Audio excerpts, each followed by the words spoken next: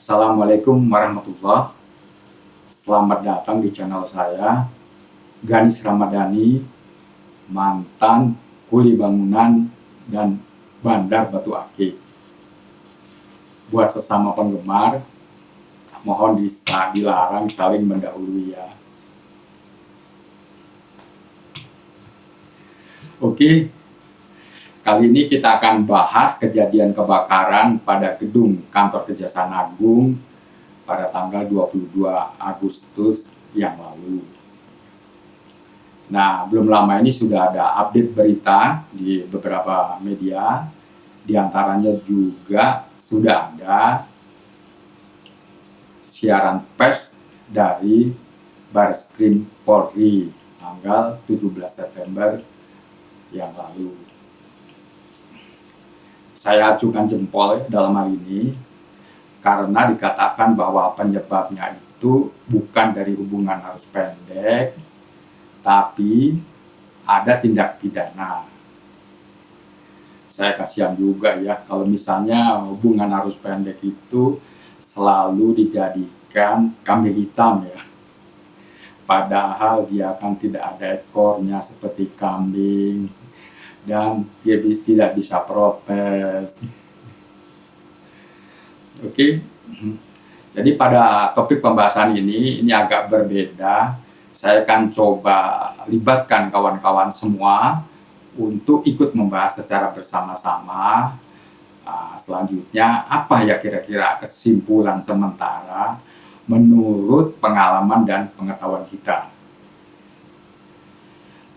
Salam hormat saya kepada para senior, teman-teman simpatisan di bidang proteksi kebakaran, sohib-sohib pengurus asosiasi, LSP, LDP, teman-teman di Dewan K3 Nasional, teman-teman di Satgas B2PSR Kementerian PUPR, teman-teman di universitas, teman-teman suku Pindo, serta teman-teman dari Dinas Penanggulangan Kebakaran dan Penyelamatan di seluruh tanah air. Sebelum kita mulai pembahasan, ada pesan saya sedikit dalam hal ini, yaitu bahwa pembahasan kita kali ini ditujukan semata-mata untuk berbagi pengalaman dan ilmu pengetahuan. Jadi jangan dikaitkan dengan pekerjaan investigasi yang sudah ada tim yang ditunjuk oleh pemerintah. Baik kawan-kawan, sebagai awal pengantar dari pembahasan ini, coba kita bahas sedikit beberapa istilah yang banyak berkaitan dengan kebakaran atau proteksi kebakaran, supaya kita mempunyai persepsi yang sama. Yang pertama yaitu istilah flame, adalah nyala api. Ini jarang kita sebut dibanding istilah fire. Kalau fire itu artinya adalah api atau kebakaran dalam artian yang lebih luas. Kalau fires ada tambahan S di belakangnya, maka artinya adalah kebakaran. Nah, kalau kita rubah sedikit, misalnya dengan menambah huruf D di belakang menjadi fired, seperti kata pasif dalam bahasa Inggris, maka artinya dari jauh berbeda ya. Itu artinya dipecat. Kalau spark, yaitu percikan api, itu bisa dari akibat listrik atau gesekan di antara logam. Kalau ignition itu adalah pengapian. Nah, kalau APAR gitu ya sudah tahu, yaitu alat pemadam api ringan yang dalam bahasa Jawa kita sebut sebagai fire extinguisher. Ini sudah dibakukan di dalam perundang-undangan kita. Maksudnya yaitu pencegahan dan penanggulangan kebakaran. Yang berikutnya yaitu istilah short circuit. Terjemahannya biasa kita tahu itu adalah sirkuit pendek atau kita menyebutnya sebagai hubungan arus pendek. Saya di sini sedikit confused dalam hal ini karena yang pendek itu apanya ya? Nah, sebetulnya kan kalau dua elektroda listrik yang berbeda potensial atau gampangnya dua kutub positif dan negatif, kalau kedua ujungnya kita sambungkan misalnya dengan kabel tembaga yang panjangnya 10 meter, kira-kira apa yang terjadi ya? Ya tentunya pasti ngejebret juga ya, dan terjadi ledakan. Nah, besar kecilnya ledakan itu akan tergantung dari besarnya voltase atau besarnya ampere. Tentu akan timbul spark dalam hal ini atau percikan api, dan sepatutnya MCB atau miniatur circuit breaker sebagai pengganti syakring zaman dulu atau fuse itu akan turun. Hal ini karena kabel tembaga yang panjangnya meskipun 10 meter itu nilai tahan listriknya sangat kecil. Jadi jangan sekali-sekali dilakukan hal ini ya.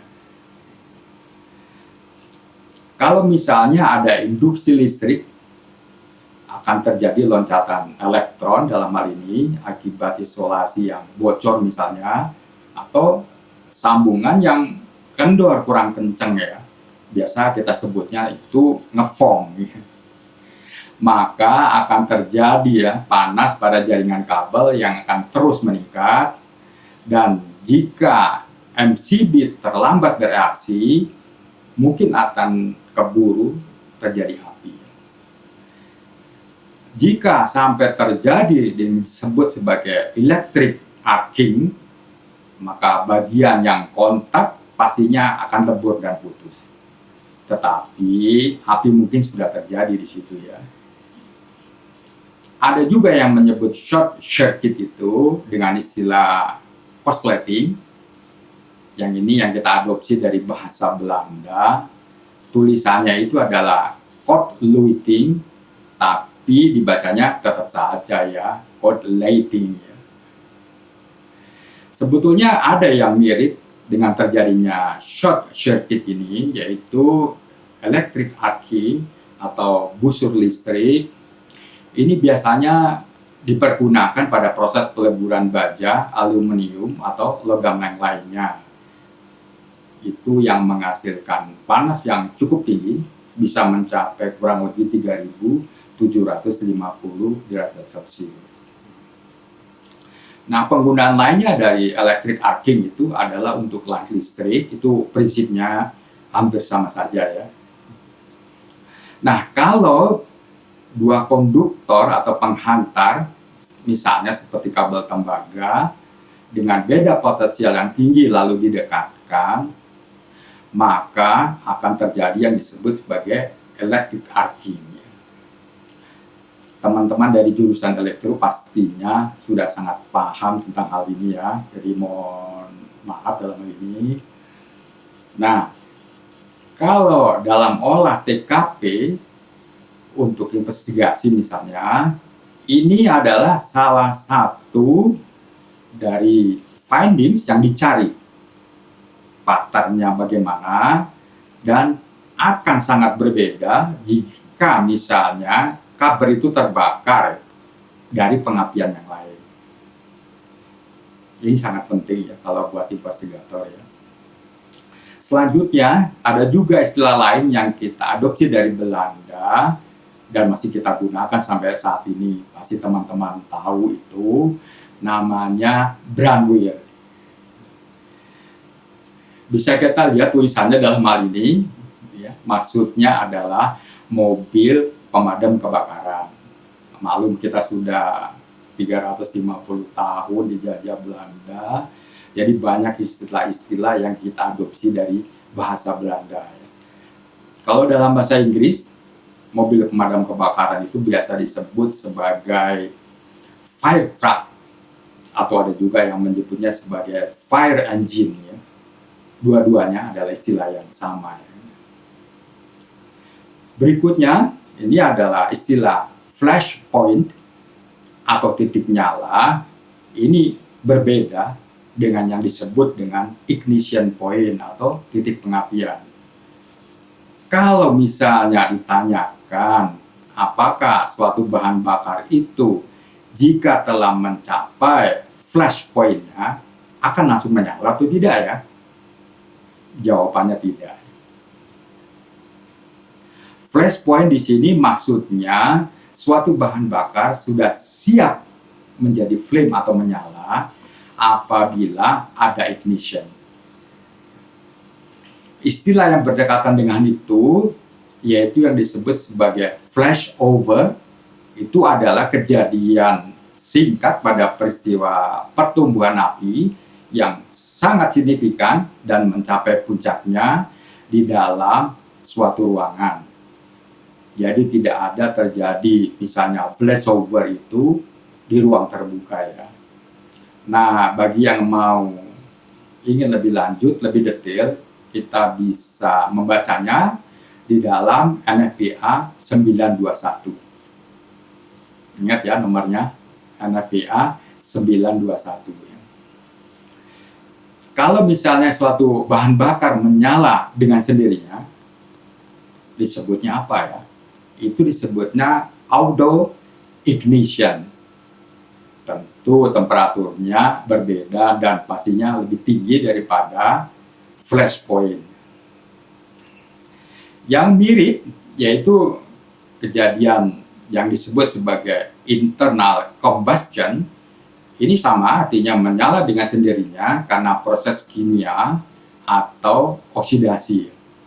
Dalam hal ini, reaksi kimia kalau dulu zaman SMP atau SMA itu kita sebut sebagai reaksi eksoterm, yaitu reaksi kimia yang menghasilkan panas.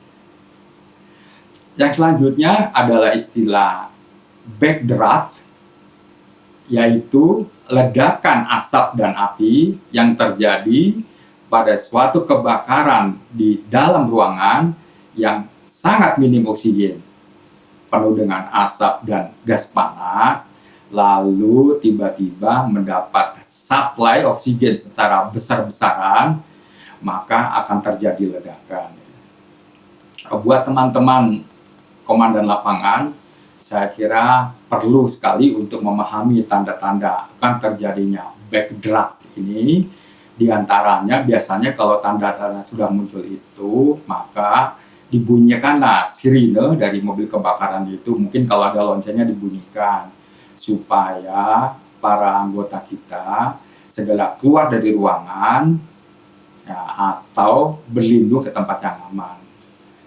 Jadi ciri-cirinya akan terjadi backdraft itu diantaranya yaitu dengan timbulnya asap yang sangat tebal, hampir pekat, mengalir dengan sangat deras dan terjadi aliran turbulensi atau olakan.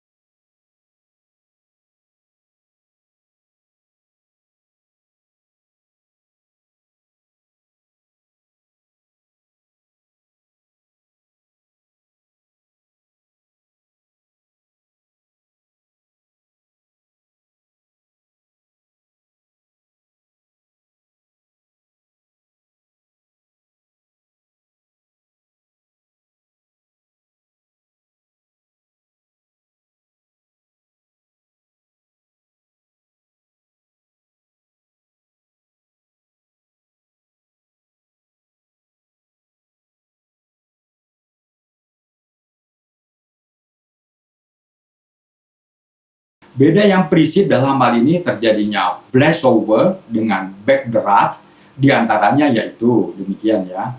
Yang pertama, flashover terjadi pengapian secara sempurna, artinya cukup oksigen, dan kita ketahui bahwa kadar oksigen rata-rata di udara itu kurang lebih 21%, dan nyala api yang baik itu kurang lebih membutuhkan oksigen minimum 15% di dalam udara. Bahan bakar dalam ruangan dalam kejadian flashover itu sudah mencapai ignition point, kemudian semuanya menyala secara spontan. Dan flashover itu di dalam suatu ruangan atau gedung itu hanya terjadi satu kali saja ya. Tidak terjadi ledakan, tetapi terjadi nyala api yang membesar seketika. Pada peristiwa backdraft, api tidak sempurna menyala karena sangat minim oksigen. Timbul asap yang sangat tebal karena pembakaran tidak sempurna dalam hal ini. Di situ bercampur dengan gas yang panas, lalu terjadi ledakan yang bisa lebih dari satu kali di dalam suatu ruangan. Baik flashover maupun backdraft tidak terjadi ya di kebakaran di ruang terbuka, tapi hanya terjadi di dalam ruangan atau biasa kita sebut sebagai compartment fire dalam hal ini ya. Yang terakhir yaitu istilah explosion, kita sudah tahu itu artinya ledakan ya. Tapi penggunaan kata ledakan dalam penggunaan kita sehari-hari dan berapa istilah lainnya yang mirip ini agak rancu ya, atau bisa saya katakan agak kacau. Misalnya ya, kata meledak, meleduk, meletus, meletup, atau bahkan juga mungkin meletek doang ya gitu ya. Nah, kalau kompor biasanya kita sebut sebagai meleduk ya. Tapi begitu juga kalau lagi bakar jagung atau bakar singkong kita sebutnya meleduk juga. Dengan senjata api kita sebutnya meletus. Tapi kalau balon meletus juga. Gunung api kita sebut yang besar itu meletus juga. Nah, kalau dalam bahasa Inggris gunung yang meletus itu secara spesifik disebut sebagai erupt atau eruption. Jadi ya penjelasan sama seperti ini perlu di-clearkan ya, terutama kalau kita sedang wawancara ya dengan masyarakat. Kalau petasan kita sebutnya meledak, bom meledak. Lalu kalau bola lampu yang kepanasan kita sebut juga ya dia meledak juga ya. Dalam bahasa Inggris istilahnya lebih spesifik dalam ini seperti explode, pop, bursting, blast, atau blowout. Ya. Ini agak spesifik penggunaannya, masing-masing berbeda. Jadi kalau nanti sedang wawancara dengan masyarakat, maka kita harus hati-hati ya. Karena maksudnya mungkin bisa berbeda ya dengan pengertian kita atau pengertian umum dalam dunia sains dan teknologi. Ya dalam ini mestinya kita banyak belajar dulu dengan almarhum Bapak Yus Badudu ya. Jadi yang sudah berumur kepala 5 atau 4 ya pasti mengenal beliau. Untuk penyegaran kembali, mohon izin kepada teman-teman semua komunitas bidang proteksi kebakaran, saya akan mundur sedikit untuk mengulang dasar-dasar dari ilmu api. Yang pertama yaitu tentang klasifikasi api yang kita kenal itu ada 5, kelas api A, B, C, D. Setelah itu jangan lanjut E, F, dan G ya, tapi kita akan loncat kepada kelas api K. Ini yang berhubungan dengan masalah kitchen atau dapur ya. 5 kelas api itu sudah disepakati secara internasional dan sudah dibakukan di dalam standar NFPA atau National Fire Protection Association. Ini adalah standar milik Amerika yang paling banyak kita adopsi dalam peraturan dan standar nasional terkait dengan bidang proteksi kebakaran. Saya tidak akan membahas lebih lanjut terkait dengan kelas-kelas api ini, Tetapi yang perlu kita pahami adalah sifat-sifat mendasar dari masing-masing kelas api itu, lalu bagaimana cara memadamkannya secara benar, efektif, dan efisien. Oke, kita lanjut ya sedikit. Ya, kita sudah sangat mengenal dengan istilah segitiga api atau the fire triangle, bahwa api hanya dapat terjadi jika 3 unsur bertemu, yaitu bahan bakar atau fuel, oksigen, dan panas atau heat ya, yang sesuai. Hati-hati mengucap kata heat ini, jadi i-nya itu lekau banget ya, seperti dari Itali itulah ya. Jadi heat, itu kalau kita sebut heat biasa, maka itu adalah memukul ya. Kalau hate, wah itu gedek ya, atau kita benci ya. Jadi lidahnya keluar sedikit, heat, itu panas ya. Mungkin sudah banyak juga yang mengenal istilah segi 4 api atau disebut sebagai the fire tetrahedron dengan menambahkan 1 unsur dari segitiga api, yaitu chemical chain reaction atau reaksi kimia berantai untuk melengkapi daripada segitiga api itu ya. Nah, tambahan 1 unsur tadi itu diadopsi internasional kurang lebih 10-15 tahun belakangan ini ya, meskipun sebenarnya sudah diintroduksi oleh para ahli itu sudah 20 tahun lebih ya. Nah, seperti kita ketahui bahwa sebetulnya terjadinya api adalah merupakan proses kimia yang membutuhkan oksigen. Tentu saja reaksi kimianya dia ada reaksi kimia eksoterm yang menghasilkan panas. Baik kawan-kawan, kita tidak akan membahas lebih lanjut tentang segi 3 atau segi 4 api ini karena hal ini sudah ada di dalam teori api. Kita akan coba masuk ke bagian-bagian penting lainnya, yaitu contoh-contoh sederhana dari cara memadamkan api. Sebetulnya kalau kita sudah memahami dengan baik kelas-kelas api tersebut, kemudian mengenal prinsip-prinsip dasar dari segitiga api atau segi 4 api, pasti akan tahu jawabannya. Oke, kita coba ya. Yang pertama, sewaktu kita akan mau memadamkan api lilin, apa ya yang sering dan banyak kita lakukan? Ya, tentu kita dengan meniupnya, lalu kemudian api lilin padam.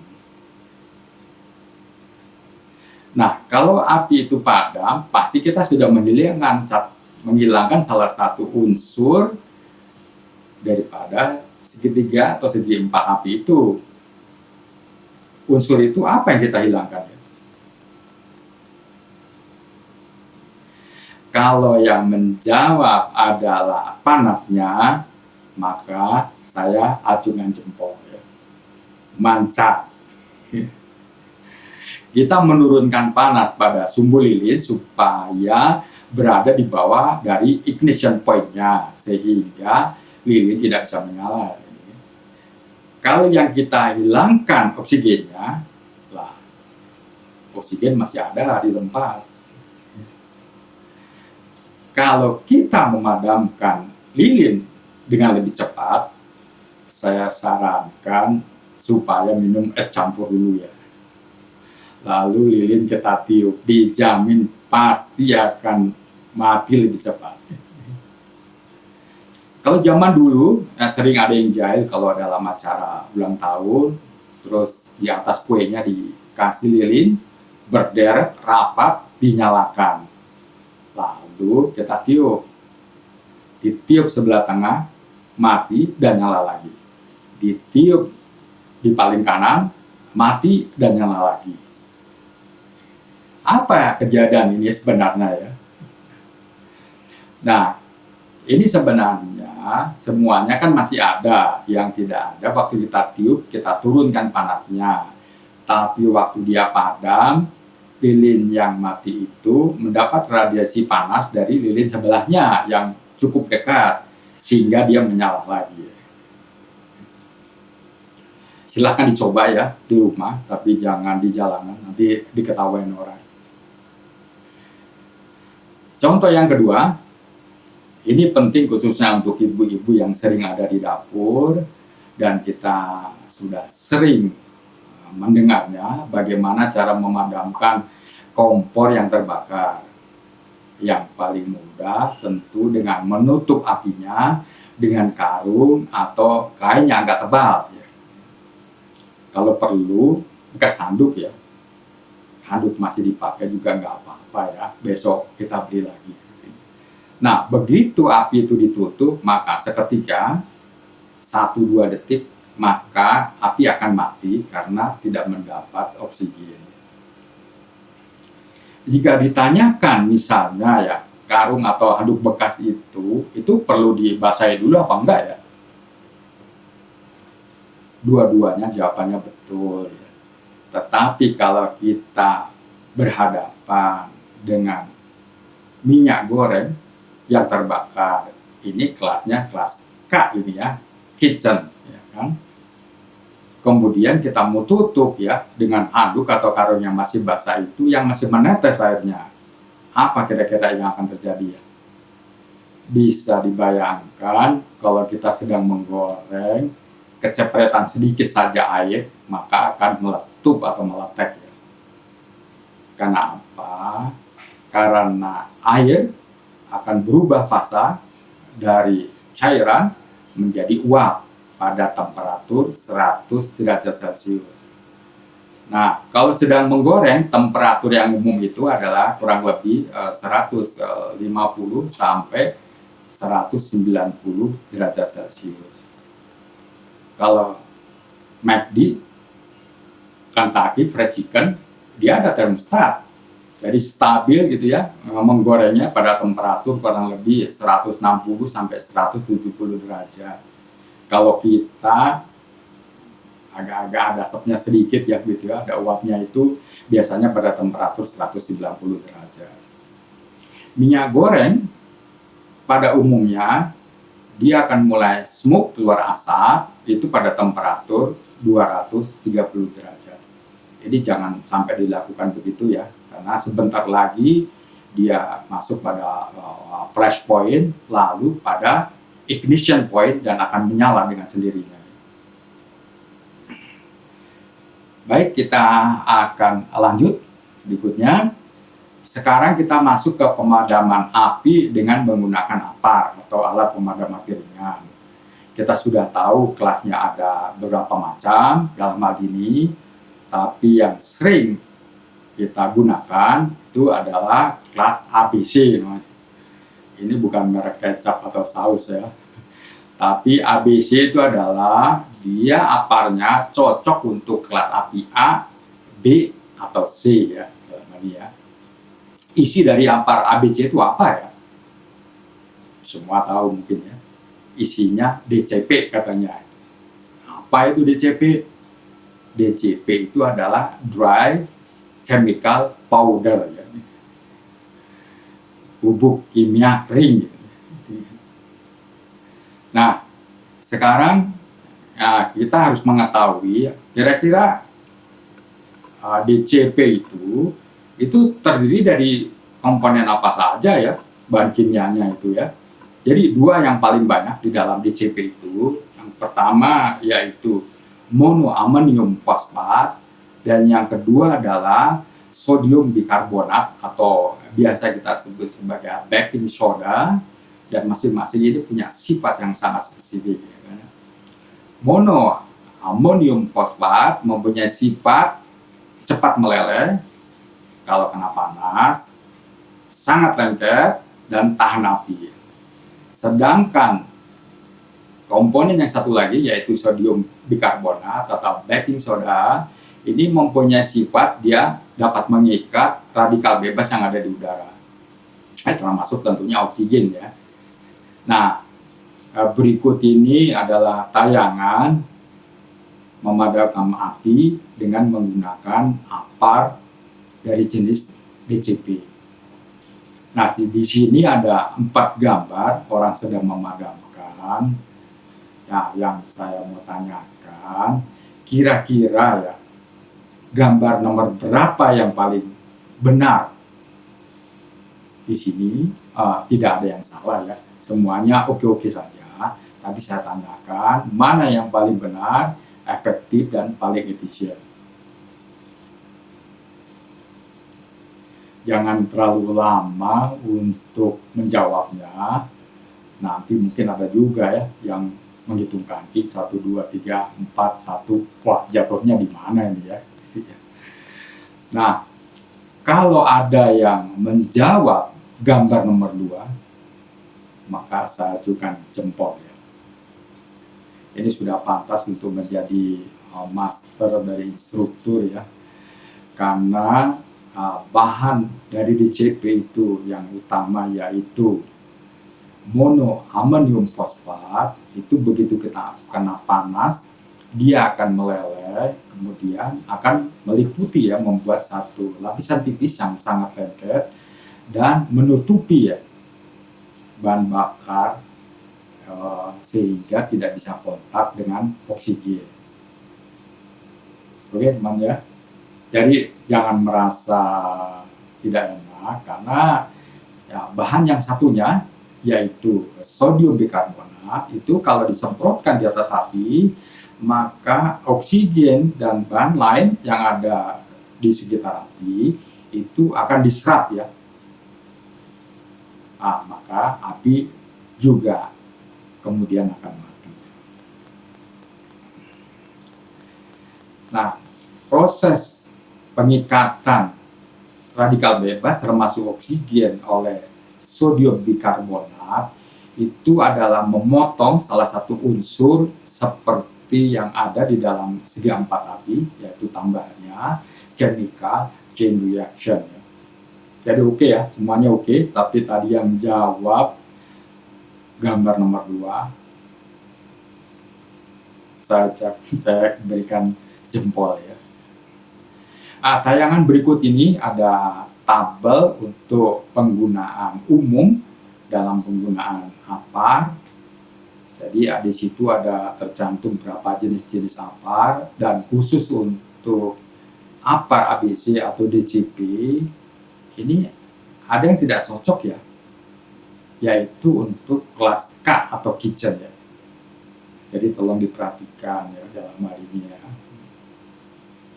Kita akan lanjut untuk penjalaran api, yaitu kita tahu melalui 3 proses, yaitu konveksi, konduksi, dan radiasi.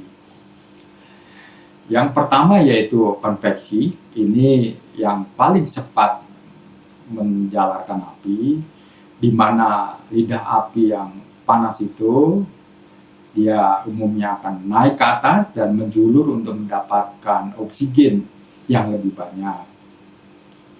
Kalau konduksi, ini adalah perambatan melalui panasnya dan baru efektif jika melalui penghantar atau konduktor yang menghantarkan panas cukup baik. Seperti contohnya pada bahan logam ya misalnya ya. Kalau radiasi itu adalah paparan panas yang cukup tinggi, kemudian didistribusikan ke sekeliling melalui media udara. Tayangan berikut ini adalah penggolongan secara umum sebab-sebab terjadinya kebakaran. Di sini saya tambahkan satu penyebab yang merupakan anomali atau keanehan. Misalnya dilakukan oleh orang yang kurang waras, tidak ada modus atau motif, atau bisa juga karena ketidaktahuan ya dalam hal ini ya. Sebagai contoh misalnya terhadap logam yang sangat reaktif seperti litium, natrium, ataupun kalium, ini biasanya dalam teori kimia disebut sebagai logam alkali, dan logam alkali ini biasanya bisa terjadi pengapian dengan sendirinya ya. Jadi yang belajar susunan berkala dari atom itu pasti sudah tahu apa itu yang disebut sebagai logam alkali. Salah satunya yang kita sangat kenal yaitu lithium. Biasanya dipakai pada baterai ya, karena kapasitasnya bisa besar ya, termasuk di dalam laptop kita ya. Tapi di sisi lain, nah, sebetulnya lithium itu bahayanya juga sangat besar. Lithium jika terkena air akan terbakar cukup hebat dan mengeluarkan panas yang sangat tinggi sampai juga meledak. Begitupun juga jika lithium dipanaskan, maka akan timbul asap, kemudian terjadi juga seperti ledakan. Dalam kondisi lain berupa fisik, ya kalau kita pukul sangat keras atau kita paku masuk ke dalam, maka akan terjadi yang disebut sebagai internal combustion, dimulai dengan timbulnya asap, lalu terbakar hebat, dan tidak bisa dipadamkan dengan air ya, karena ini masuk dalam kelompok kelas api D. Dalam slide saya selipkan satu penyebab-penyebab kebakaran pada restoran yang sering sekali terjadi dimanapun itu di dunia, dan biasanya ada di dalam gedung kita ya, di dalam mall, apalagi hotel, resort gitu ya.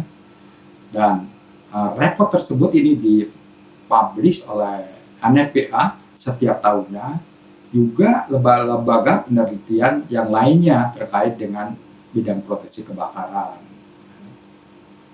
Dan di situ kita lihat ya, penyebab paling utama yaitu dari peralatan masak-memasak. Selamat buat teman-teman ahli hisab. Mohon maaf tidak mendapat ranking 1 ya, hanya 7% saja. Baik, berikutnya sekarang kita lanjutkan dengan pengantar untuk pembahasan, yaitu menyangkut sumber data yang kita gunakan dalam pembahasan kita ini. Kemudian juga kita tambahkan segi sains dan teknologi terkait dengan bidang proteksi kebakaran. Yang pertama tentang sumber data yang kita gunakan untuk pembahasan, tentu ini belum memenuhi untuk kelengkapan investigasi yang resmi ya. Yang pertama itu saya terus terang sudah mempelajari kurang lebih ya 115 rekaman video atas terjadinya kebakaran gedung kantor Kejaksaan Agung 22 Agustus yang lalu itu. Kemudian juga saya mempelajari beberapa capture foto-foto ya, termasuk setelah kejadian kebakaran. Karena buat para investigator ini sangat penting ya, melihat pada proses kebakaran bagaimana polanya ya kan. Setelah itu melihat bekas-bekasnya.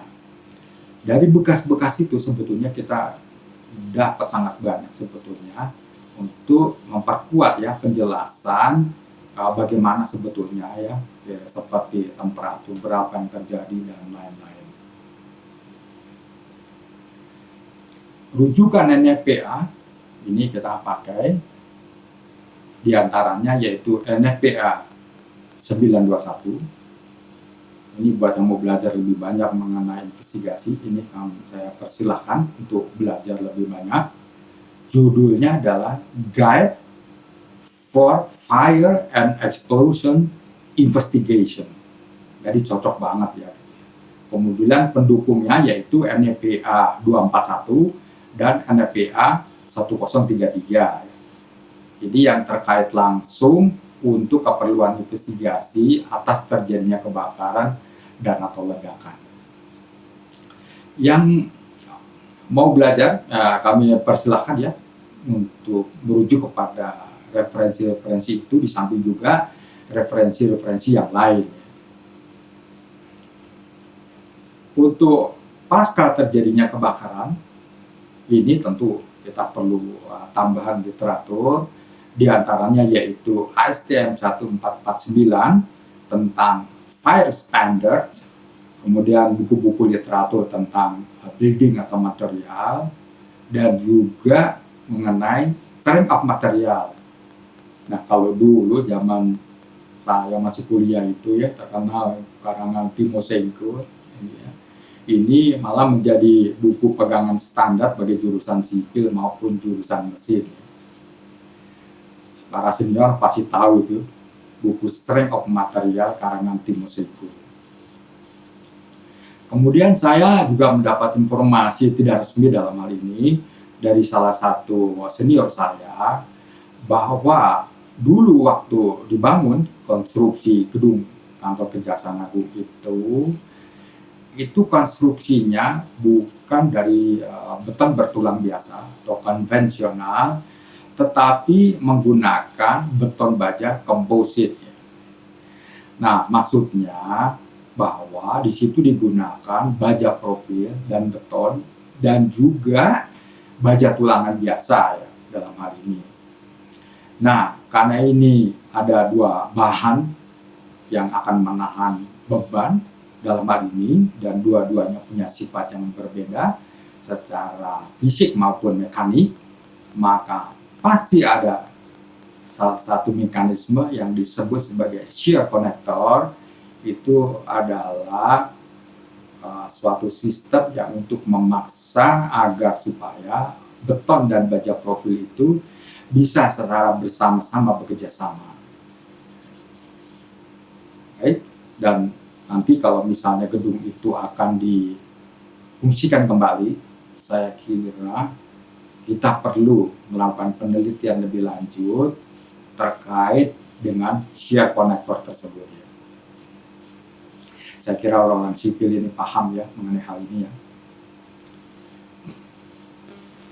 Nah, pembahasan akan lebih akurat tentunya itu jika dilengkapi dengan data-data lain ya. Misalnya kalau kita menyaksikan sendiri itu kebakaran, apalagi dari awal sekali, terus ya nggak usah sampai akhir ya, tapi sampai api itu besar lah misalnya ya, itu seperti apa.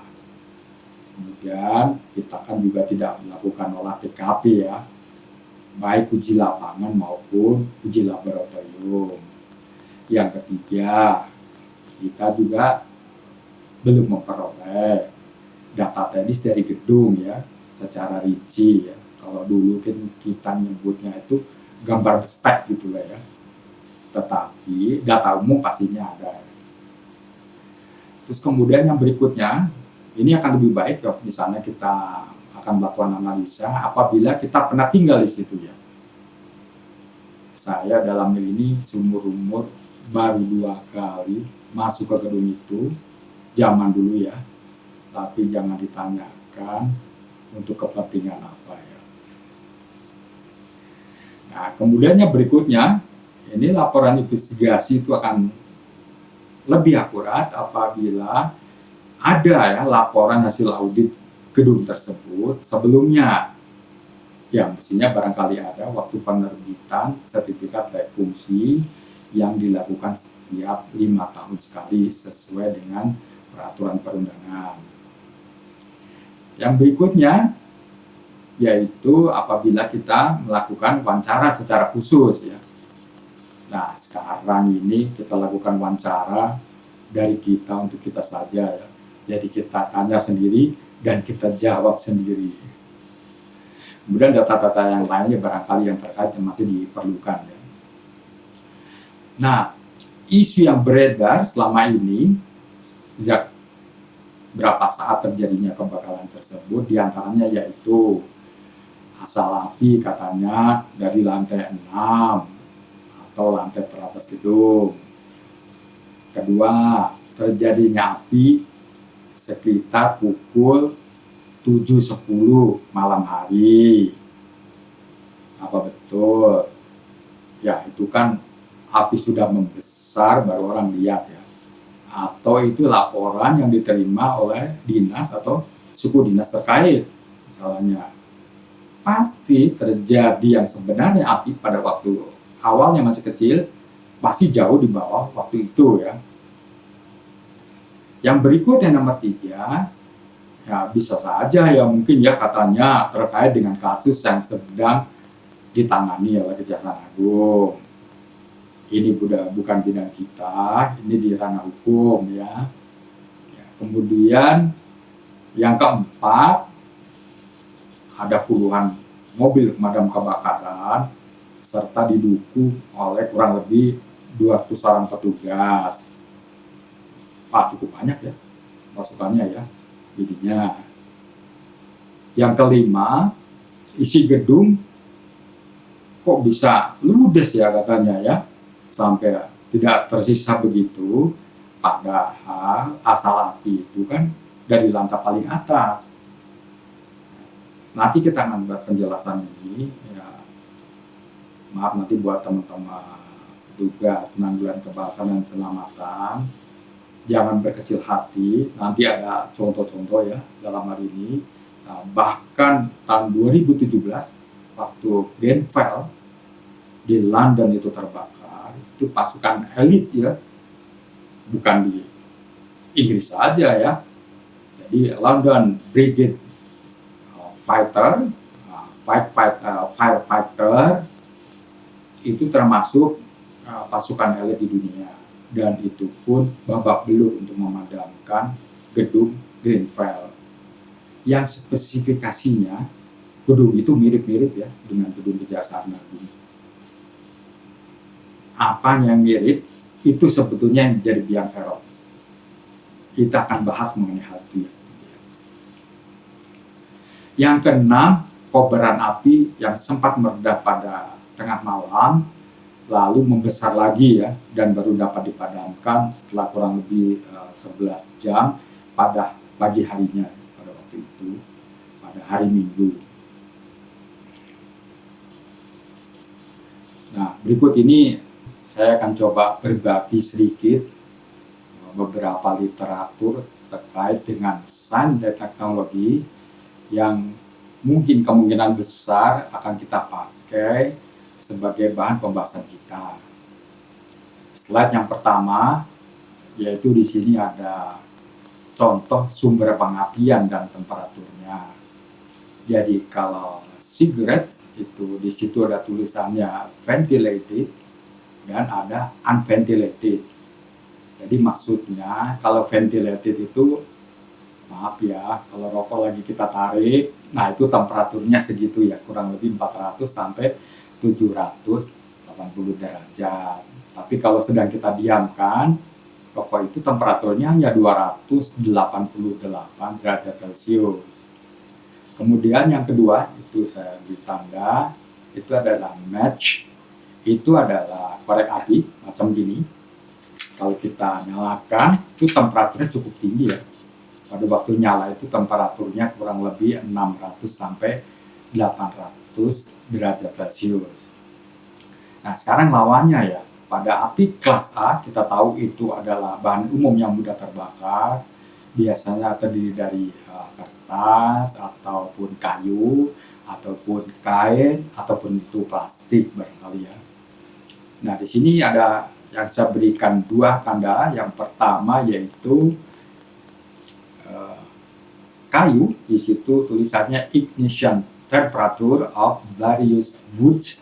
Jadi kayu secara umum itu ignition point-nya itu kurang lebih 190 sampai 260 derajat. Jadi kayu itu kalau pada temperatur 260 derajat sudah dapat dipastikan dia menyala dengan sendirinya.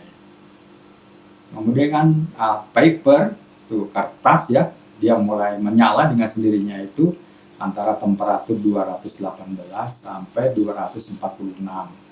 Jadi kita bisa bilang misalnya kalau temperatur 250 derajat Celcius, maka kertas itu akan nyala dengan sendirinya. Nah, tentunya kertas-kertas yang sangat kering gitu ya, itu pasti ya seperti tisu itu pasti lebih rendah daripada itu. Yang kedua, bahan cair ini yang mudah terbakar, Ini bisa bersifat flammable ataupun combustible ya kan. Ya kita tahulah beda dua itu, dan hari mungkin kita akan bahas mengenai hal ini. Apa beda paling prinsip dari ya flammable dan combustible ya. Nah di sini ada kerosene itu atau minyak tanah, dia masuk kelompok yang combustible. Flash point-nya 38 derajat Celcius sampai 74, dan ignition temperatur atau titik penyalaan itu kurang lebih 229 derajat. Ini juga diesel atau solar, ini ignition temperatur itu 399 derajat, dan bensin boleh aja mereknya Pertamax atau premium itu average itu kurang lebih dia titik penyalaan itu kurang lebih 560 derajat. Ya di sini kalau kita lihat ya, mana sebetulnya yang lebih bahaya ya, minyak tanah atau solar. Tentu karena lebih rendah titik penyalaannya, maka minyak tanah itu sebetulnya lebih bahaya daripada solar. Yang berikutnya ini kelompok plastik dan sejenisnya. Ini saya berikan dua tanda di sini, yaitu polyethylene, baik yang HD maksudnya high density, ini yang light density. Kedua-duanya ini itu ignition point-nya atau ignition temperatur itu kurang lebih 349 derajat. Artinya pada temperatur itu bahan tersebut sudah akan menyala dengan sendirinya. Kenapa ini saya masukkan di sini? Karena bahan polyethylene biasa disingkat dengan PE itu adalah bahan umum yang dipakai dalam cladding aluminium sebagai inti core-nya, dan sebetulnya itu mudah terbakar ya. Oke, kita lanjut yang berikutnya. Untuk bahan logam di sini saya berikan dua saja di sini tandanya. Yang satu adalah aluminium. Nah, di sini aluminium dia melting pada temperatur kurang lebih 660 derajat Celcius. Melting itu artinya adalah titik lebur ya. Jadi dari padatan dia akan berubah menjadi bahan cair. Tapi sebelum temperatur itu sebetulnya aluminium itu kekuatannya akan drop ya dengan panas. Kira-kira kalau 300 derajat Celcius itu dia akan drop kekuatannya mungkin tinggal 30%, itu biasanya sudah mulai akan terkoyak ya. Tapi kalau temperatur itu mencapai 400 derajat Celcius, maka kekuatannya tuh tinggal 15%. Dan itu dapat dipastikan dia pasti sobek. Yang kedua yaitu steel atau baja. Di sini melting point-nya antara 1100 sampai 1600 derajat Celcius. Ada berbagai macam jenis baja, tapi khusus untuk baja yang dipakai untuk konstruksi itu temperatur leburnya kurang lebih antara 1300 sampai 1350 derajat Celcius. Nah, kebetulan saya pernah masuk ke pabrik baja nasional Krakatau Steel maupun yang di sebelahnya itu yang bekerja sama dengan Korea. Ya, kurang lebih pada temperatur itu 1300 sampai 1350 itu baja dileburkan lalu dicetak menjadi baja profil. Ini nanti akan berguna untuk kita pakai sebagai dasar analisa pasca terjadinya kebakaran. Kemudian yang kedua, ini adalah bahan konkrit dan semen. Maksudnya di sini semen itu adalah plesteran yang ada di tembok ya. Jadi kalau dia terbakar pada temperatur kurang lebih 300 derajat Celcius, maka warnanya itu sudah mulai ya kemerahan, agak coklat begitulah ya. Kemudian kalau temperatur di atas itu, di atas 300, maka dia akan semakin mudah dan pucat ya. Itu temperaturnya ya. Nah, bahan plesteran ini akan rapuh biasanya pada kurang lebih temperatur 570 derajat. Jadi kalau misalnya di situ ada tembok plesterannya masih sebagian besar utuh, pasti temperaturnya di bawah itu ya. Panel gypsum mungkin dipakai dalam partisi di dalam gedung, ini banyak di gedung-gedung juga pakai itu, biasanya double ya, double gypsum, di tengahnya diisi dengan bahan peredam, baik itu dari glass wool atau rock wool ya. Nah, palem gypsum ini pada temperatur 700 derajat itu biasanya sudah mulai ada crack, dan mencapai 800 derajat Celcius itu biasanya cracknya sudah agak besar ya. Untuk pasangan batu bata, dia akan kolaps itu pada temperatur 760 derajat Celcius, tapi sebelum temperatur itu biasanya dia akan mulai ya. Di situ ada luka-luka di situ, mulai terbongkar sedikit ya ininya. Tapi kalau pada temperatur mendekati 760 derajat ini, dia biasanya sudah akan kolaps ya, pasangan batu bata itu. Yang berikutnya ada gelas atau kaca, ini ya. Dan ini kaca yang dimaksud di sini dia akan crack ya pada temperatur kurang lebih 90 sampai 120 derajat Celcius. Itu maksudnya ini kaca yang sudah dipasang ya, di dalam frame. Di situ ada gasketnya supaya tidak goyang-goyang begitu. Nah, temperatur kalau mencapai 120 derajat Celcius, maka dia akan pecah. Ini tentu bukan kaca yang didesain khusus untuk tahan api ya, atau disebut sebagai fire retardant glass. Ini berbeda ya maksudnya ya. Jadi kalau kemarin terjadian kebakaran di kantor Kejaksaan Agung, itu terjadi pengapian sempurna karena kaca itu pecah duluan ya. Bukan dipecahkan oleh petugas dalam hal ini ya, tapi dia pecah dengan sendirinya sehingga oksigen masuk begitu besar ya, sehingga terjadilah nyala api yang cukup sempurna ya. Yang berikutnya, yang keenam ini adalah kekuatan baja. Kenapa saya masukkan di sini? Karena banyak dipakai itu di dalam bangunan itu, baik sebagai rangka cladding, rangka gantungan biasanya, termasuk juga gantungan-gantungan sendiri, mungkin juga sebagai rangka partisi di sini ya.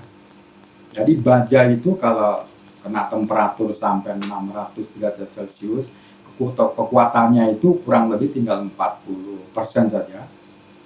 Nah, kalau 700 derajat Celcius, ini kekuatannya tinggal 15 sampai 20%. Kalau 800, dia kurang dari 10%. Ya.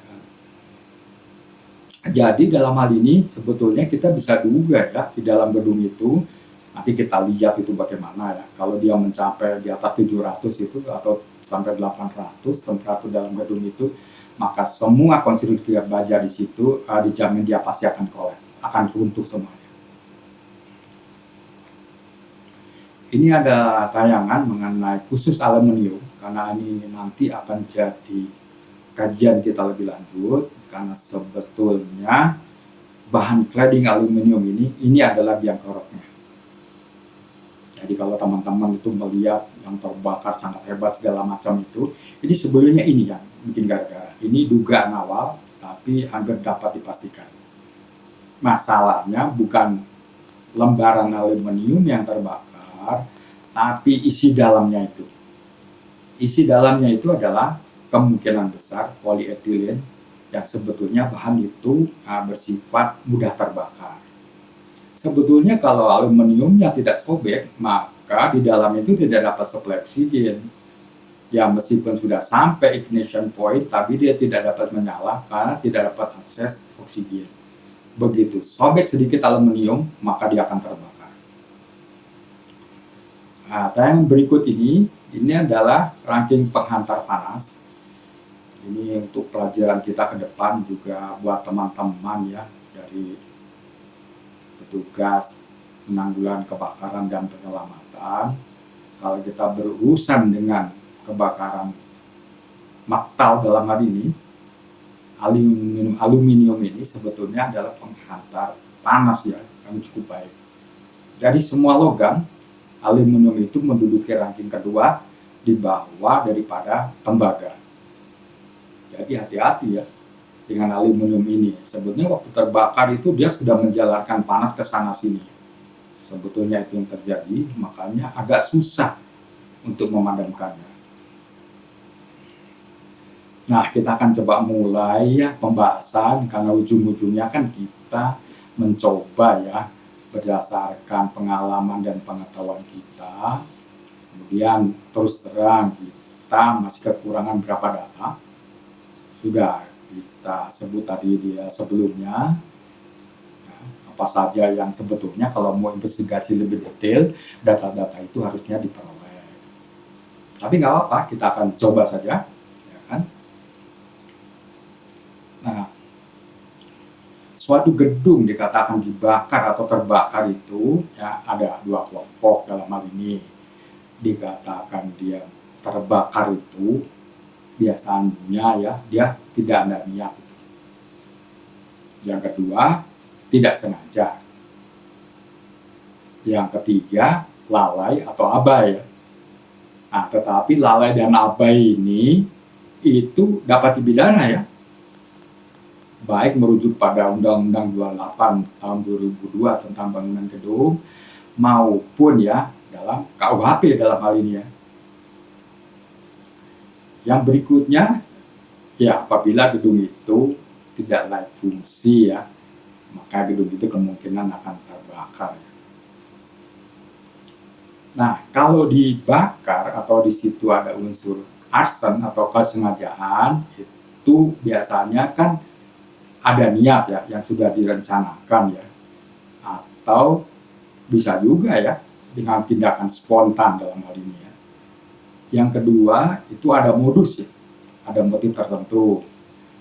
Nah, kalau coba mengkaitkan dengan kasus-kasus segala macam itu silakan saja ya, tapi dalam pembahasan ini kita tidak akan masuk ke ranah hukum karena bukan menjadi bidang kita ya.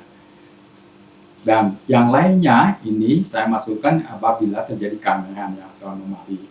Karena di beberapa kasus itu terjadi, nah, dilakukan oleh orang yang tidak waras, dia tidak ada motif, tidak ada modus, tapi dia membakar ya.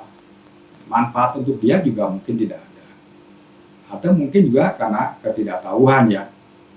Seperti tadi bahan litium, kalium atau natrium, ya, jadi batu baterai litium, HP ataupun juga yang ada di laptop kita itu kalau kita pukul keras sampai dia luka ataupun kita paku, dia akan menimbulkan api yang cukup hebat panasnya.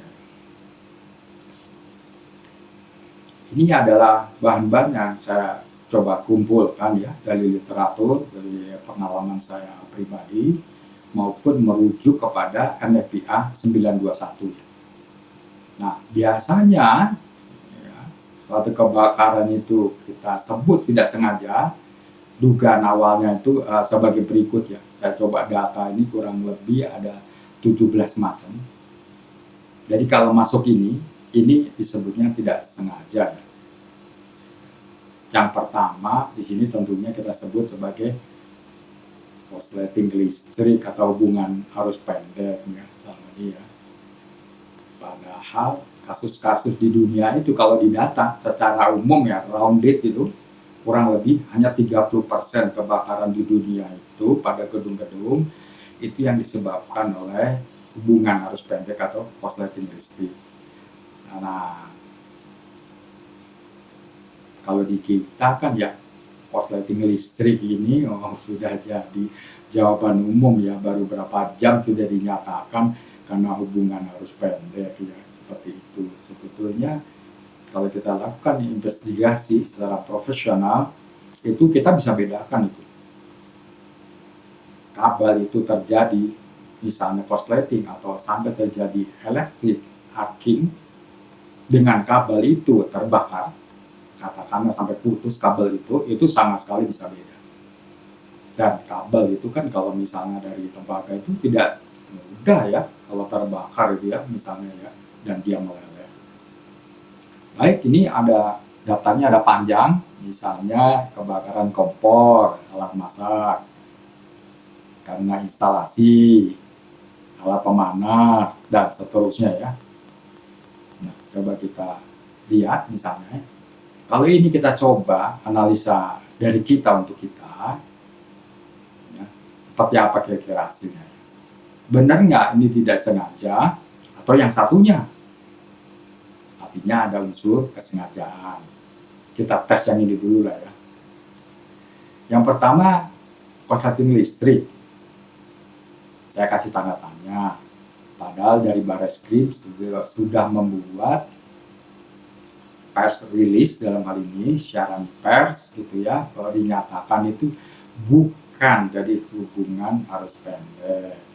Oke ya. Yang berikutnya adalah kebakaran kompor. Wah, itu di mana ya?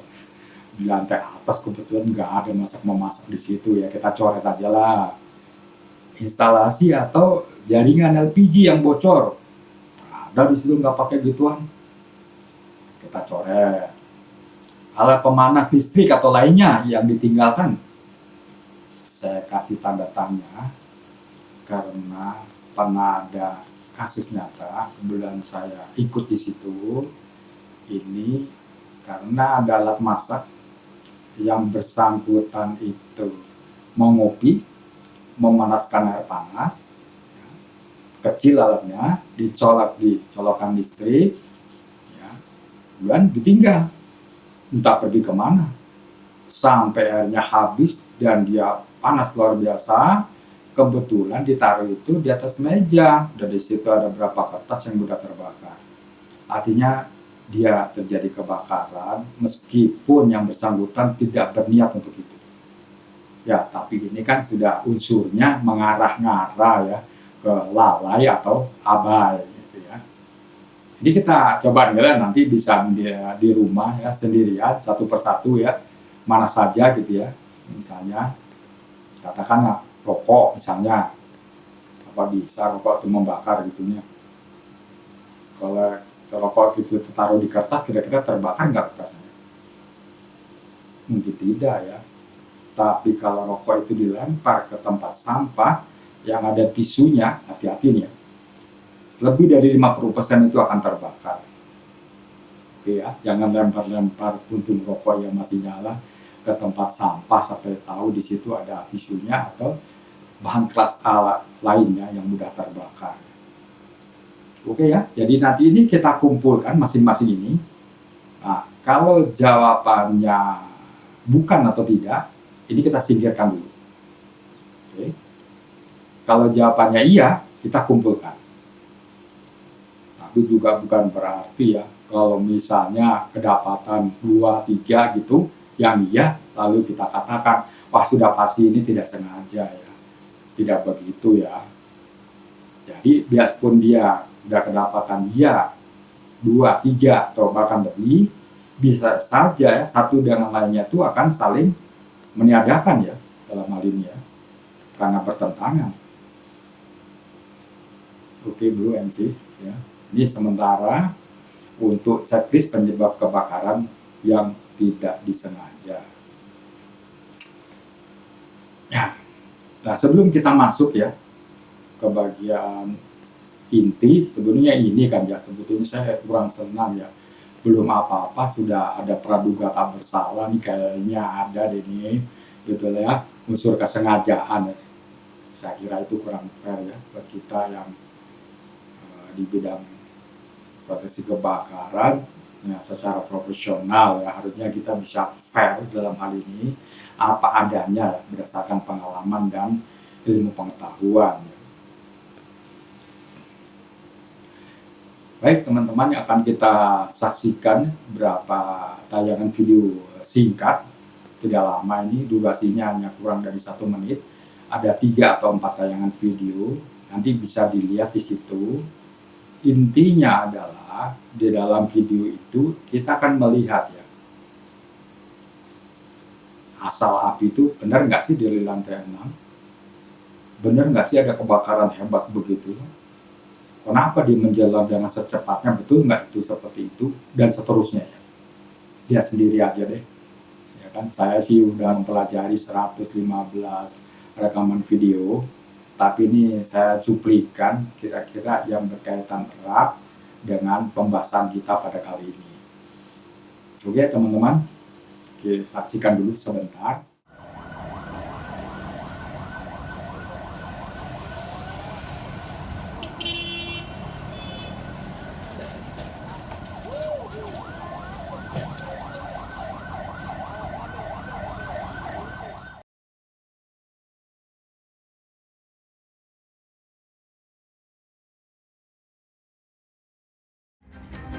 sempat hampir padam pada Sabtu malam, tapi api kemudian membesar kembali dan terjadi perambatan besar menjelang pukul 1 hingga pukul 2 Minggu dini. Baik ya, selanjutnya kita akan coba membahas dari rekaman foto yang dimuat oleh beberapa media maupun diupload oleh kawan-kawan di medsos. Ini ada tayangan yang pertama, kita lihat di situ api begitu hebatnya. Ya kan? Ini tidak ada di dalam gedung, bisa lihat ya. Ini ada di luar gedung, betul di lantai 6, tapi bukan hanya di lantai 6 saja di sini ya, tapi sudah 3 lantai ke bawah tuh kelihatannya. Lantai 6, lantai 5, dan lantai 4, atau bahkan sudah menuju ke lantai 3. Yang berikut ini kita lihat, jadi masih terbakar cukup hebat itu di lantai 6 di sudut sayap kiri, dan di dalam gedung sudah terlihat itu di situ ya. Itu kurang lebih entah ruangan kedua atau ketiga, di situ ada api, tapi tidak begitu besar. Ini ada tayangan, ini bagus sekali, ada yang foto dari belakang gedung kantor Kejaksaan Agung RI ya.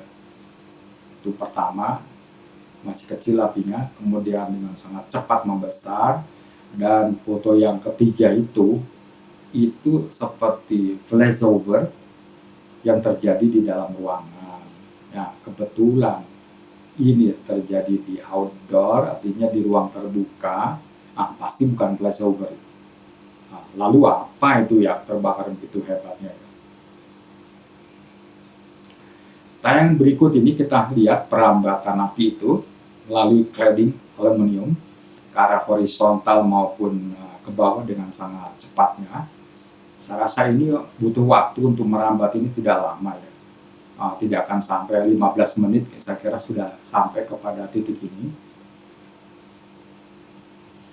Yang berikutnya ini kita lihat, ini api sudah makin menuju ke tengah bagian gedung, dan itu seperti ada bahan bakar yang tumpah ya. Padahal saya yakin tidak ada dalam hal ini. Nah, bahan itu apa ya? Sampai api itu bisa menyala dari mulai atas sampai itu di lantai dasar gitu ya. Apinya itu seperti mengucur begitu ya ininya. Nah, dalam dugaan saya kan kira-kira itu adalah polietilen yang meleleh dan menjadi bahan cairan dan dia mudah terbakar. Kita buktikan kalau memang itu betul atau tidak ya di kemudian hari, ataupun nanti kita bisa lihat ya, betul nggak sih gedung itu sebelum terbakar itu ada cladding aluminiumnya.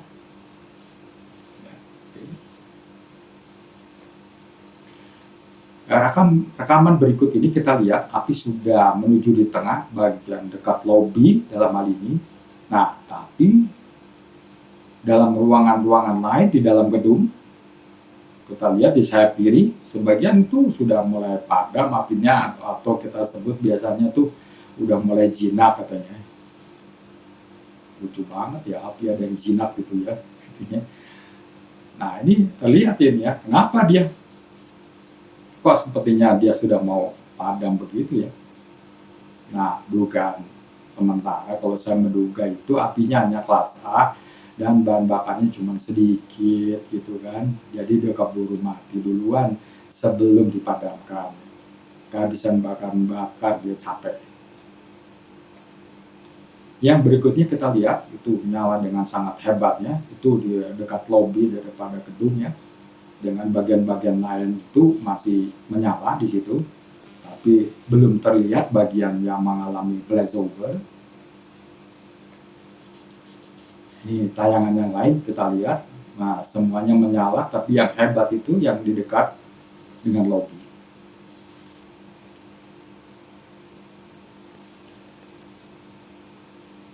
Nah, kalau kita pertanyakan ya, apakah api yang ada di dalam ruangan-ruangan di lantai lainnya itu di sayap kiri gedung itu sudah melewati tahap flashover? Setelah itu kan mulai meredup. menurut saya tidak demikian. Jadi sebagian besar ruangan di dalam gedung itu tidak mencapai flashover-nya. Karena bahan bakarnya selain dia cuma dari kelas A dan cuma sedikit ya. Jadi peningkatan untuk mencapai flashover itu tidak mencapai. Seperti kita ketahui ya, secara teori dan literatur gitu, dari ilmu pengetahuan bahwa flashover di dalam gedung itu terjadi rata-rata pada temperatur antara 600 derajat Celcius sampai 1000 derajat Celcius. Jadi kalau mendekati 600 derajat Celcius itu bahan bakarnya pada umumnya hanya kelas A dan tidak terlalu banyak. Kalau dia menuju ke 1000 derajat Celcius, itu bahan bakarnya pada umumnya adalah campuran di berbagai macam kelas dan jumlahnya sangat banyak. Oke ya. Itu kita bisa lihat yang agak terang itu sebetulnya ada dua deret gedung ini dipisahkan oleh selasar. Bagian depan ini sudah redup praktis, sudah habis bahan bakarnya. Itu ada yang terjadi nyala sangat terang, itu kemungkinan besar terjadi flashover di deretan belakang daripada gedung. Kebakaran yang sangat hebat yang mendekati lobi. Saya tidak ada komentar mengenai hal ini. Sangat besar sekali api yang terjadi. Ini sudah persejarah kejadian kebakaran dengan kelas api A itu seperti ini.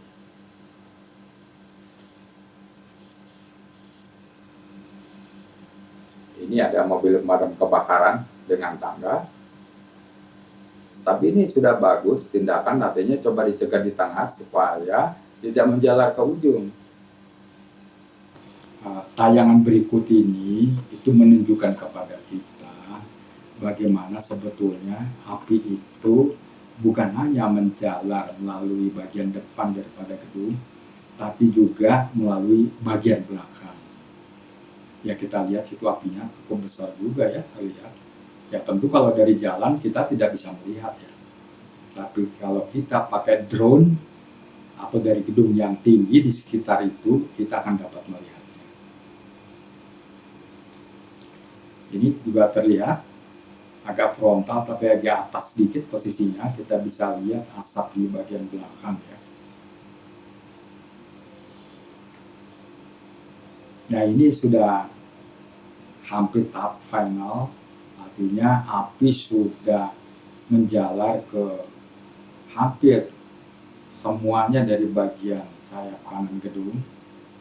Nah, sebetulnya waktu itu teman-teman dari Dinas Penanggulangan Kebakaran dan Penyelamatan mencoba mencegat itu dari tengah supaya tidak menjalar ke sayap kanan daripada gedung. Tapi ya api itu rupanya menjalar dari berbagai macam arah ya, dari belakang, dari dalam seperti itu. Dan kalau dari tayangan dari pertama kita bisa lihat api itu sangat cepat, bukan hanya di luar karena ada yang saya duga kuat itu adalah kebakaran dari cladding aluminium yang berisi inti atau core dari bahan polietilen, tetapi juga dari bagian dalam gedung dengan sangat cepatnya dan sepertinya tidak ada perlawanan.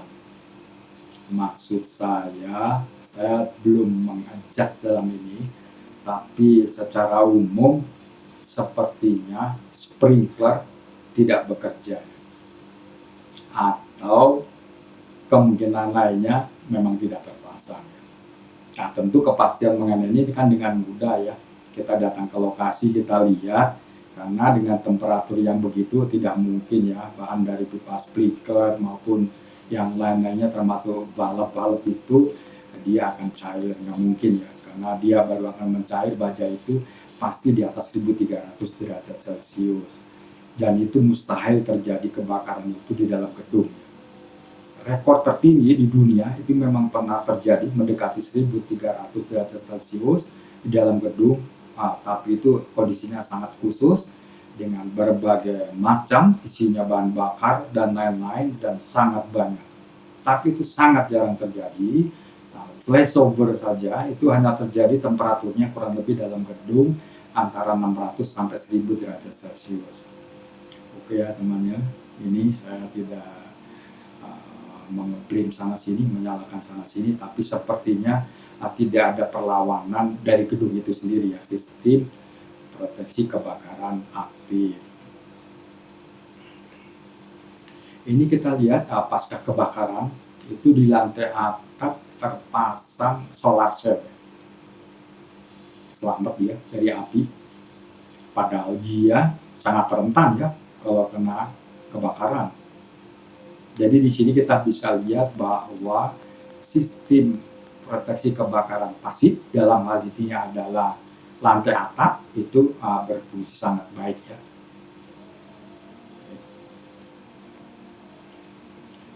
Tayangan berikut ini yang saya coba fokuskan yaitu rangka pipa baja sebagai penyangga utama daripada cladding. Ini keseluruhannya masih utuh ya, yang bengkok saja tidak ada dalam hal ini ya, apalagi kalau sampai kolaps atau runtuh ya. Nah, dengan dasar ilmu pengetahuan, ilmu bahan, strength of material, kita bisa duga di temperaturnya di situ ya. Berapa yang berlaku di situ? Kalau saya kira dia tidak melebihi 600 derajat Celcius.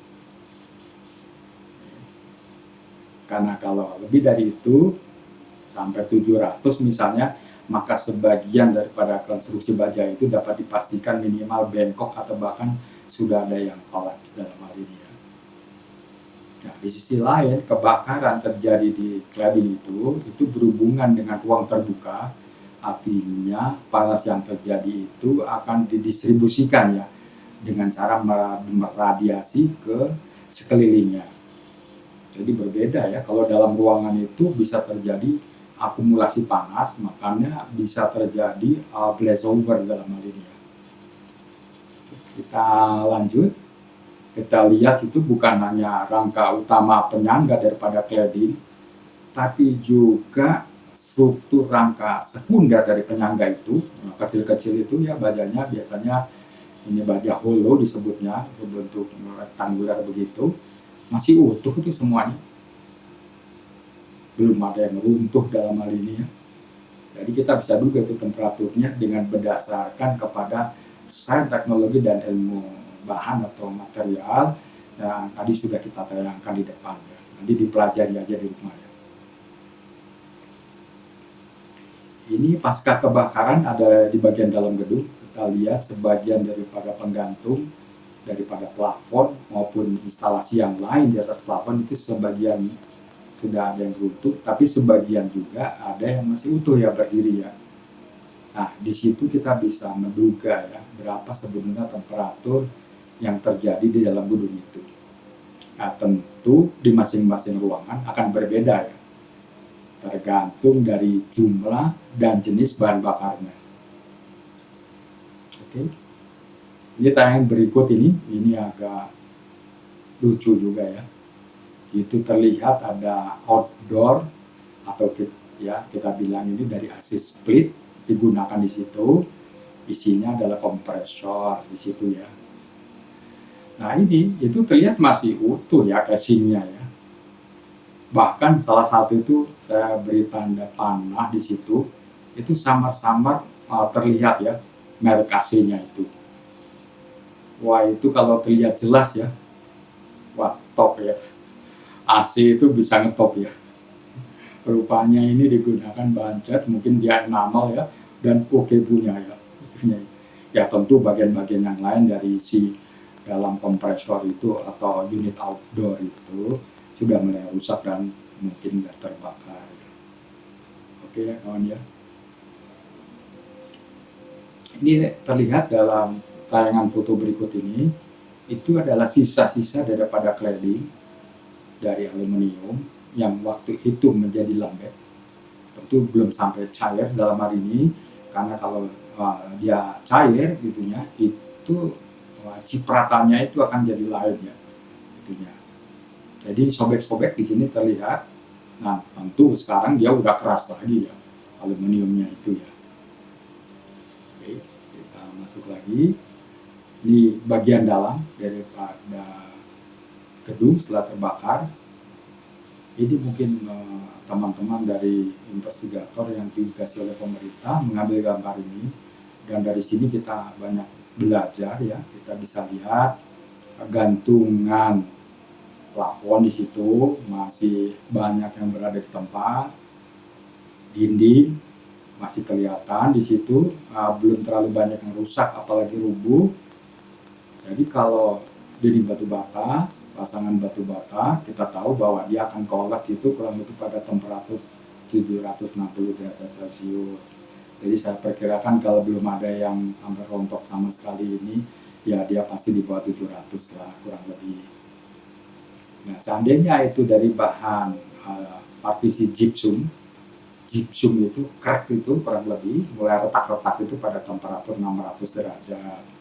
Jadi kalau pada temperatur 700 derajat Celcius, maka gypsum itu akan mulai banyak yang crack atau bahkan mulai ada yang rontok ya dalam hal ini. Jadi dengan mengetahui bukti-bukti ini sebetulnya kita bisa memperkirakan ya sebetulnya berapa sih itu temperatur di situ waktu jadi kebakaran. Nah, kalau misalnya saya ditanyakan berapa akurasinya untuk menduga temperatur yang berlaku pada saat terjadinya kebakaran di situ, tentunya berbeda tiap ruangan. Saya katakan hampir akurat ya. Karena apa? Karena sudah banyak penelitian dan sudah banyak yang dibakukan dalam hal ini. Misalnya kalau beton itu terbakar, batu bata itu terbakar, dari warna dan teksturnya itu sudah ada pembandingnya ya. Dari warna dan tekstur itu dapat diketahui dalam range itu ya, ininya itu dengan sangat detail. Nah, kalau kita lanjut, berapa sih kira-kira akurasinya? Di atas 90%. Ya, itu ya teman-teman. Jadi tahu juga mungkin kalau teman-teman yang dari jurusan kimia ya, kalau mengukur pH atau derajat keasaman di suatu cairan itu dicelupkan ya kertas lakmus, kemudian berubah warna di situ. Nah, kemudian ini dibandingkan ya dengan standar warnanya. Nah, dari warna itu kita bisa tahu detail berapa sebetulnya pH yang terjadi itu. Di situ berapa derajat keasaman dari cairan itu. Ini mirip-mirip ya dengan kalau kita lakukan analisa forensik secara detail ya berapa kurang lebih temperatur yang terjadi di situ ya. Ya kira-kira semacam itu. Karena ada pembandingnya akan jadi mudah. Kita lanjut, ini di bagian lobi itu juga terlihat ya rangka di plafon itu sebagian masih utuh, kaca tentunya sudah pecah dalam hal ini, dan itu pelapis pada kolom itu ada granit saya lihat itu hanya bagian kecil ya sudah terkelupas ya. Jadi ini juga bisa kita duga ya, apalagi teman-teman dari Dinas Penanggulangan Kebakaran pada waktu itu mencoba ya mencegat api di situ, jadi melakukan pemadaman dan pendinginan itu cukup hebat di situ, sehingga banyak yang utuh di area lobi itu. Ini contoh lain, kita lihat malah bagian tengah yang bagian dekat lobi itu banyak yang utuh ya cladding aluminiumnya ya. Karena apa? Karena dilakukan pendinginan ya, sangat cukup hebat waktu itu oleh teman-teman kita di sini, sehingga dia utuh ya. Nah, tapi kan kita tahu ya bahwa cladding kalau terbakar itu dia menjalarkan panas. Kemudian yang kedua juga api itu menjalar lewat dalam, lewat belakang. Ya dapat kabar kemarin Kepala Dinas DKI Jakarta sudah ada tayang TV dengan Najwa ya. Itu anggota selamat semua ya. Alhamdulillah tidak ada yang celaka dalam hal ini. Jadi itu sebetulnya kalau tahu kebakaran cladding aluminium itu sangat sekali berbahaya ya. Karena lembaran-lembaran itu bisa sobek dan dia membawa bahan polietilen yang sedang terbakar. Jadi kalau bisa daerah itu diamankan ya, sebagai patokan mungkin kira-kira ya, kan dia 6 lantai, kalau kali 4 meter itu 24 meter tingginya. Jadi sepertiga dari itu harus diamankan. Ya kira-kira 8 meter lah. Terutama dari orang umum dalam hal ini ya. Kalau teman-teman petugas itu sudah pakai APD ya, itu dari panasnya mungkin dia nggak akan apa-apa ya dalam hal ini. Tetapi lembaran itu yang turun ke bawah, apalagi misalnya api itu sudah sedikit ya waktu dalam perjalanan turun ke bawah, mungkin dia sudah mulai mengeras dalam hal ini. Ya persis saja ya, ketabrak dengan panci yang gede gitu ya, kurang lebih ya. Jadi hati-hati dalam hal ini ya. Alhamdulillah semua selamat ya, aturan itu. Jadi jangan kecil hati misalnya, wah kok gedung itu bisa semuanya sampai terbakar ya. Karena yang kita hadapi kali ini itu adalah lain. Kalau misalnya, ini kan berkalau-kalau atau berandai boleh saja ya. Satu, misalnya ya, gedung itu melawan, nah, sprinkler bekerja. Gedung itu insya Allah separuhnya akan selamat. Kalau tidak digunakan cladding aluminium dengan inti core itu bahan polietilen, insya Allah gedung itu akan selamat separuhnya. Oke, selamat ya buat teman-teman ya. Jadi jangan bekerja hati, Anda sudah bekerja keras dalam hal ini ya. Jadi nanti pembahasan lebih detail, kita akan berikan contoh itu waktu kejadian kebakaran di London, itu Grenfell 24 lantai, itu terbakar dengan jumlah korban yang sangat banyak. 72 orang meninggal dunia, 70 orang luka berat, dan luka ringan ratusan orang. Padahal itu petugasnya adalah pasukan-pasukan elit ya. Tapi yang dihadapi dalam hal ini yaitu sama dengan ini, yaitu pemakaian aluminium cladding atau orang-orang bilang itu HCP namanya ya, aluminium composite kanal dengan isi PE ya, polyethylene.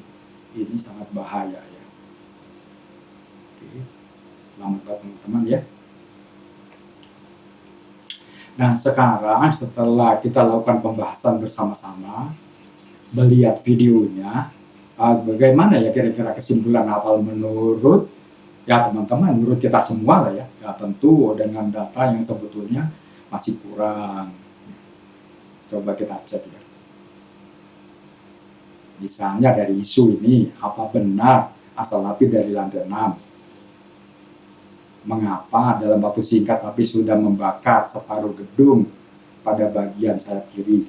Cepat sekali itu waktunya, mungkin ya petugas baru datang, dia udah nyampe di situ ya. 3. Beberapa saat setelah kebakaran, sebagian api pada ruang-ruang di lantai 6, 5 sudah mulai redup. Apakah karena dipadamkan, didinginkan, atau redup sendiri ya? Mudah-mudahan kita bisa jawab sendiri ya itu ya. Yang keempat, ada nyala api yang sangat besar ya. Kira-kira apa ya sebabnya dan dari bahan apa yang terbakar itu ya?